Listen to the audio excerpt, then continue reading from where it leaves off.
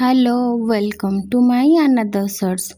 आज आम सकाल सकाल बाहरी पड़िलु माँ महामाई पाखक मो झीर चुट्टी पड़ापी। आपण मैंने जानते कि नहीं, मुझे जानी माँ महामाई को से प्रत्यक्ष ठाकुराणी। मु तो बहुत विश्वास करे, मो घर लोक समस्ते आमे पाखापाखि 11:30 है बेलू जाकि माँ पाखे पहुँचलु।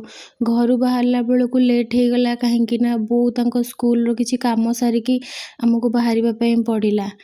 सेठी जो उद्देश्य आम जाइलु मो झीर चुट्टी पकेवाई से जमा भी देखलानी चुट्टी काटापी। बाध्य होगी 3 साइड्रु टिके टिके काटिकी सेठी आमे चुट्टी पकेकी आसिलु। देखो शनिवार बहुत भीड़ सेठी।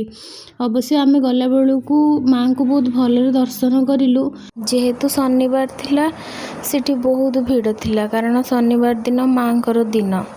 मो झील ये जमा भी चुट्टी काटापी देखलानी। यहाँ है करा गछ। ये जी जहाँ मानसिक करी धागा बांधती समस्त मनस्कामना पूर्ण हुए। मोर भी विश्वास अच्छी बहुत माँ को ऊपर। एटी एते खरा होची जे एटी अजनातुणी बसिकी पानी पीबारे लगी पड़ले। आपण मानू जदि केबे टाइम हो आपण गंजाम रे थिबा ई महामाईंकर स्थानटी जाइकी बुली आसिबे। जदि मो वीडियोटी आपण मानू भल लगुची लाइक शेयर सब्सक्राइब करदेवे। मु रहिली बाय। जय माँ महामाई, जय जगन्नाथ।